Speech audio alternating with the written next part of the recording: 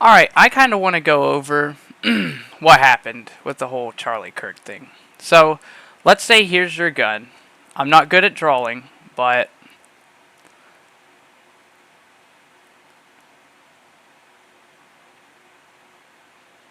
alright, so there's your gun. I know, I'm an artist. This is what's going on. And this isn't going to be super straight, but that's as good as I can get with what I got. So, the black thing is your line of sight. That thing's going to stay straight and true all the way through. Let's go, I don't know, green. Or probably blue. Green. Lime green. So, you got to bring your sight up to there. It's going to go over and then back under. Okay? Blue. This is distance.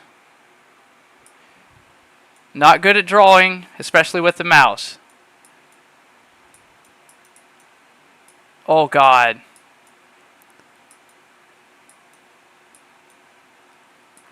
Alright, distance. So we will go, it doesn't really matter, purple.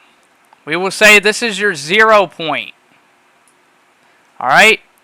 This, your bullet is going to line up at this point with your scope.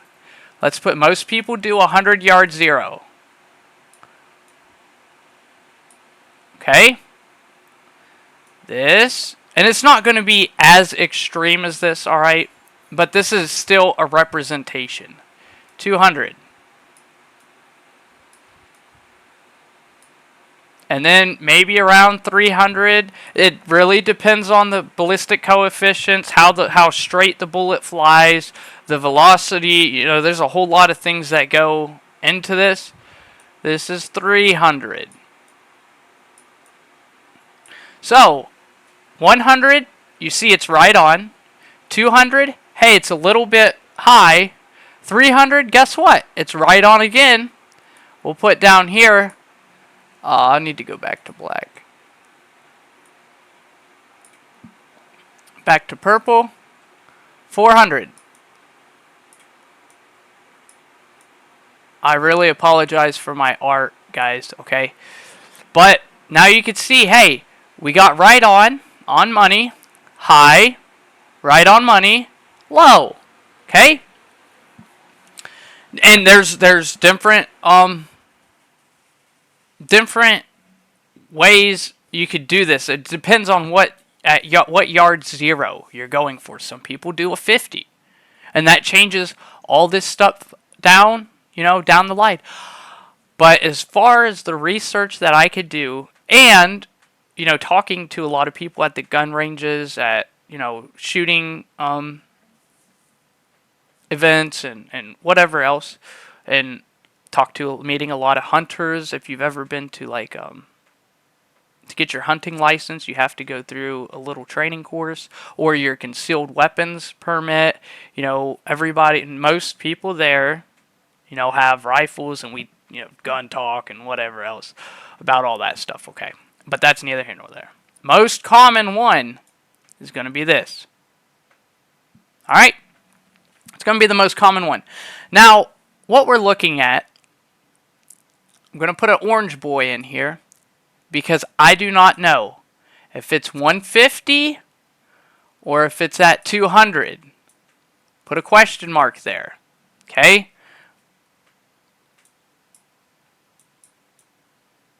Goodness gracious. Come on, I could do better than that. You know what? Screw it. You guys know that's a 5. 150. Okay? We don't know if it's 150 or 200 on the dot. I do not know that yet. I haven't done enough research on it. But either way, which you're going to see even at the 125,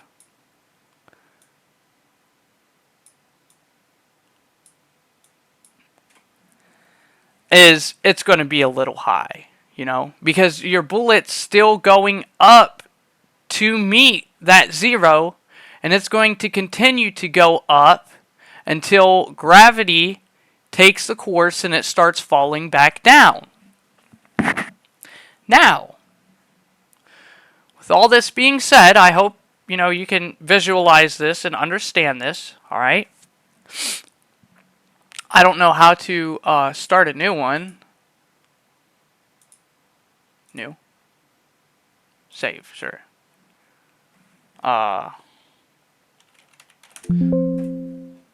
Okay. That's probably a, wait, why didn't it go to new? Don't save. Screw it. So, now, we will look at, a couple of things here. Now, I'm only going to do 150, 200, and 250 because I believe highly that it's in between those, okay? So, we're just going to do this as a silhouette, right? I know I'm not too great at this, but just work with me here.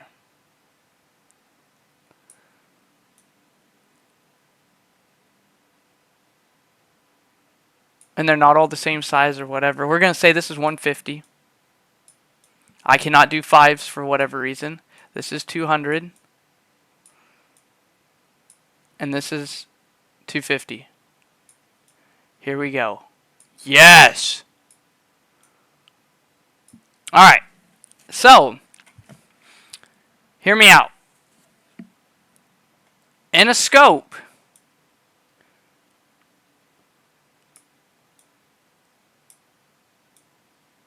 you will have crosshairs, and we have no information, at least that I could find as of right now. I didn't see any markings, or I am not familiar with that scope in general. Okay, I'm not even really familiar with the rifle, to be 100% honest with you. I'm more modern-esque rifles, particularly AR-15, AR-10 platforms. Stuff similar to that, AKs, whatever. But you have this scope. Oh, God. This is what I imagine. That's kind of in the neck area. But that's fine. That's still fine. If it was put kind of like this on him, in general, to the untrained eye, or somebody that is not very knowledgeable, will think, hey, if somebody did give them the information, hey, this is at 200 yards, you go Google some stuff at home, whatever else, you will find that you will think logically that bullet's going to drop, hey, I'm going to get center mass. Okay? But what did we see before? At the 200 yards, which this is, it's actually going to be higher. Which is why I believe that, and like this crosshair example, that's why I'm going to do a crosshair.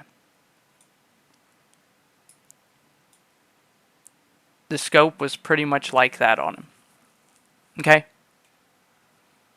Now, hear me out. Like we talked about earlier,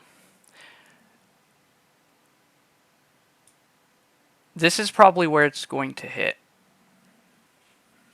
If you're looking at that distance and everything else, if it is in fact right here, maybe he aimed higher. Who knows? But that is probably about right where it hits. If you could imagine what I'm trying to imagine right here.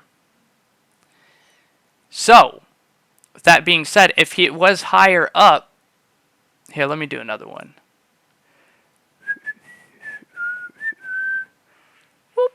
Okay. If he was like, hey, I want to put it high center mass on him, where would that projectile hit? Now, we got some things to talk about. Why'd it go off to one side? Well, there's many different things that can cause that. One in which I believe was a big reason is, you notice I'm trying to keep this crosshair as straight as possible. right? Why is that? Because if you cant the rifle to one side, probably try to pay attention to my screen, like where I am. If you try to cant the rifle to one side or another, remember how you've seen the bullet going up? If you have it canted to one side, such as like to my right, the bullet is going to go to the right. Now, depending on how much it's canted, if it's a 90-degree cant, you're going to see a huge deviation in where you think that bullet's going to go. That's why a lot of scopes, especially higher end ones, have a leveling system on them. Whether it's electronic or it's a mechanical system such as a bubble. To let you know, hey, you don't have any degree of variation on, especially with longer sights. Out to 200 yards, I believe it's indicative of what we've seen. Now, this is implying that he had no body armor. Now, we're just going to go ahead and erase this. We're going to put 200 here, because I believe that's about the distance. And if it was canted to the right, or we got here, I believe it was more like this. All things prevailing, I believe this is how the shot was broke with the sights on him. And then with wind, maybe cant of the rifle, no body armor, boom, we're going to see it, pretty much right where it landed. Alright, now we can theorize that this person did a headshot. This is what I hear a lot of. And people that don't really 100% understand what they're talking about. Oh, they had a headshot, right? And the sights were right here. The bullet dropped and ended up right here. If you say that, you don't know what you're talking about. And like I've said about this whole case, we're going to have to assume averages, right?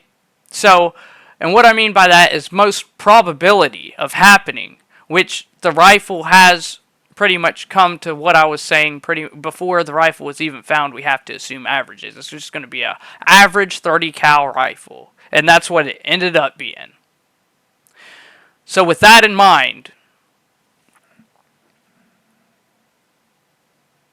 this, if he was doing headshot, the bullet did not drop. It would have whizzed right over his head. I'm highly confident in that.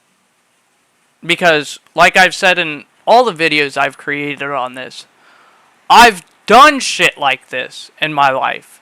And I'm like, what's going on here? And then, at the time, somebody with a lot more experience as me explains the situation because they're knowledgeable. And I'm like, oh. And then I do what he tells me, and I hit right where I was supposed to hit because of the physics of what's going on. So, with that being said, these two are plausible, right? They're plausible. What my thinking is. Now, this has room for error, obviously. I think it was more like this, right? I think it was more like this, like kind of up high chest area. Probably where this is where this guy was probably aiming. So, you know what?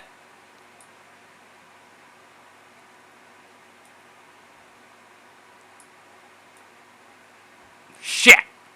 I wanted to get that more in the middle, but you'll still understand. And if Charlie Kirk was wearing armor, you see where I'm going? Bullet hits a little bit high, which we've indicated on that previous chart.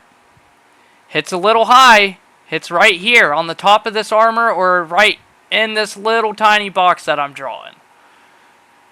Ricochets up. Boom. Impact right there. Because it's still going to go in a more of a forward direction from everything that I've gathered so far. And I understand there's not a lot of information out right now. But as far as I know, there was no exit wound, and the hole going in was too big. Meaning that thing hit something that pretty much smashed it immediately to expand the projectile to have a bigger diameter, and it still had energy in it, and it went into his neck. That's why I think we've seen as big as a hole as we did. Because, like I've said in other videos as well, I've shot a lot of things with a lot of different things. Okay, I've made some mistakes shooting things I shouldn't have been shooting things with. I'll be the first to say it, and a lot of that was my ego. I thought, I knew a lot more than what I did, and I didn't, and I was just like, oh, let's go shoot a hog with a 5.56, 55 grain FMJ bullet, just a standard, run-of-the-mill target ammo. And things did not go so good because that projectile went through and through.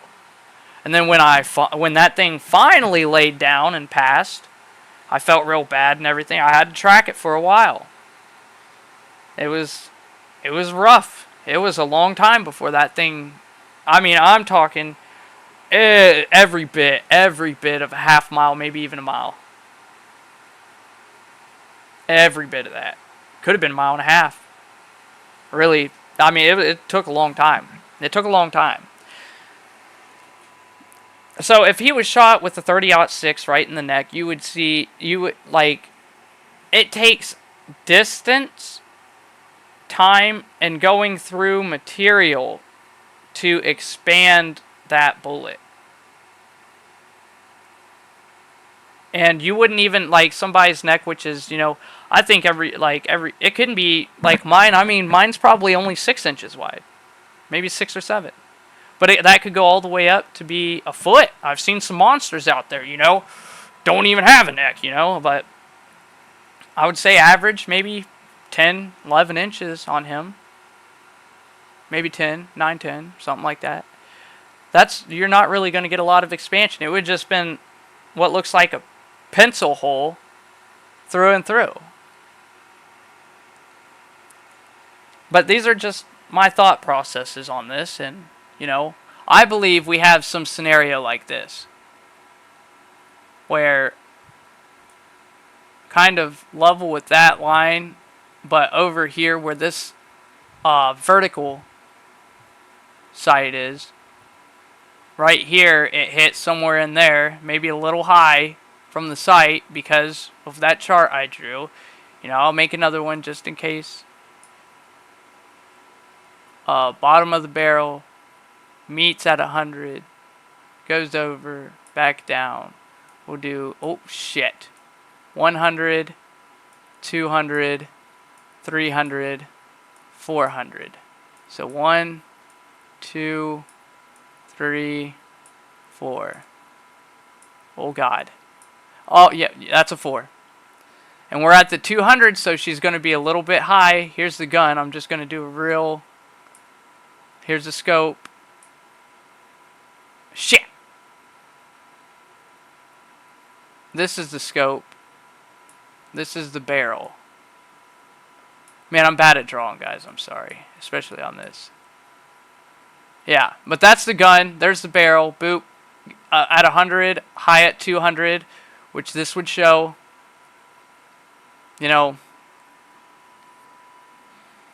So I think that's what's going on. And, a lot of other things could happen in this as well. There's so many variables that are potentially a possibility. Because there's, I know a good bit on firearms, different cartridges, everything else. It could have been at a different elevation. He decided, hey, I'm going to sight this thing in. with some regular FMJ ammo, and then this, that, the third. I haven't seen any of the bullets directly. I don't know what he was running, regular FMJ or not. Or maybe he sighted in with some soft points and then he changed it over to FMJ. I don't know. Every one of those bullets grains could be different. If you change up the grain, you're going to change up the ballistic coefficient of the projectile, meaning it will fly flatter, longer, and you would see less deviation in this. Or if he was sighted in with a lower or better BC bullet and then changed to a worse BC bullet, you would see more deviation than that. I don't know. I mean, I've seen people go as far as like not thinking, hey, I went and sighted up this one gun, so my other gun should be, you know what I mean? Should be sighted in. And I'm like, and then he thought about it and he was like, oh, I'm a retard. And I'm like, hey, you know, it happens. I've had plenty of instances in my life where I lapse the thought, lapse the judgment. And that's why, I mean, 3 days or whatever of thinking about this. And it hasn't been consistently all day, just, you know, kind of when I get on the internet and it's brought up and I just start thinking more about it or more information comes out. This is the only thing I can conclude. I think that it was high mass, real high, and the bullet went a little bit above, the rifle was canted, and then over to the right. I think the rifle was canted a little bit either way, because if he was wearing body armor, I believe it was on what this picture depicts on this side of him, and, you know, it just kind of nicked that, expanded real quick, rapidly, and his shirt collar came way up too, which means I think that bullet was, you know, grabbed his shirt a little bit. And with it being slowed down as much as it was, that is indicative of what I seen, to where it would actually kind of grab the shirt a little bit.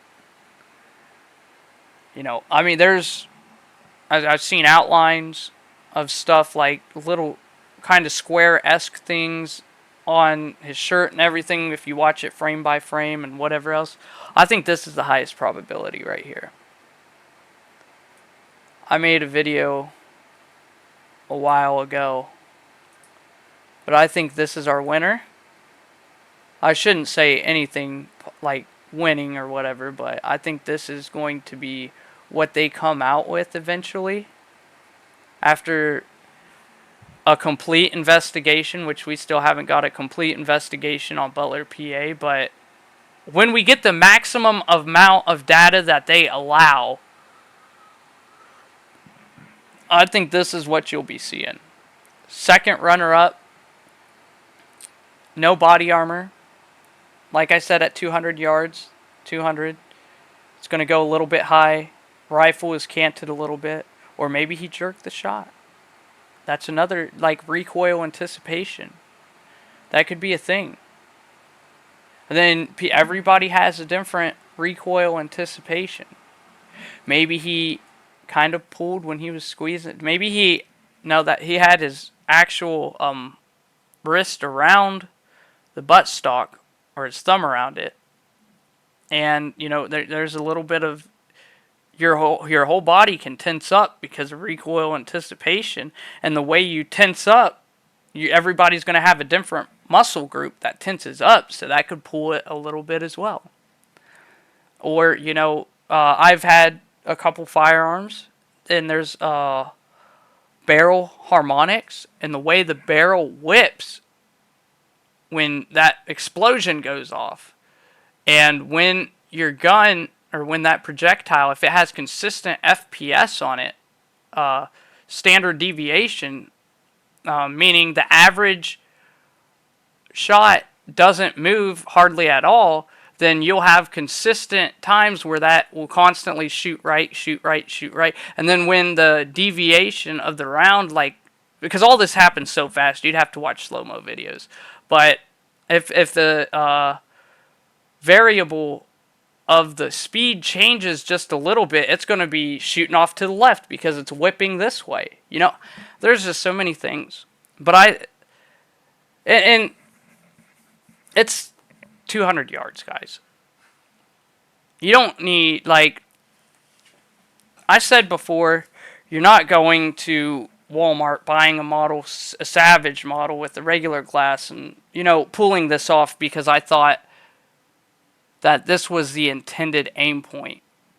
That neck, and specifically the jugular, was the intended point. After further thinking, I highly doubt that is the intended point. And with all of my thinking through this,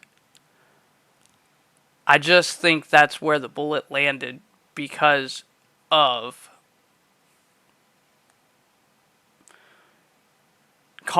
mistakes. Because if I believe, this is my opinion, I believe if they would have hired a absolute professional, that he probably would have made it. And my thinking of that is because they would know, hey, center mass, this is going to go a little bit higher, so they're going to aim down a little bit. It would have probably hit, somewhere in here. Probably anywhere in there, right? And that armor would have saved his life. He would have probably had like a broken sternum, maybe a couple cracked ribs, maybe a collapsed lung. But he would have survived. If he was wearing body armor like I think he is. I think he would have survived. And I'm not sure on how far the professional shooting goes as far. I've never had any military or police training. I've just had training from private civilians. But I haven't received any training as far as like sharpshooting to where anybody says anything other than aim for center mass.